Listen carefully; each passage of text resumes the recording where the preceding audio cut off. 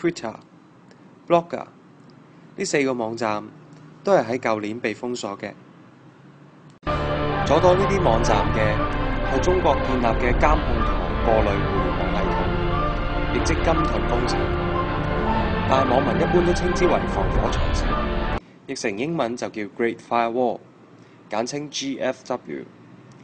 防火長城主要有2種方法阻擋敵人。首先係黑名單嘅堵截制度，將一批有敏感內容嘅網站域名同埋網域名稱系統 DNS 列入黑名單，例如主要嘅外地中文媒體、蘋果日報。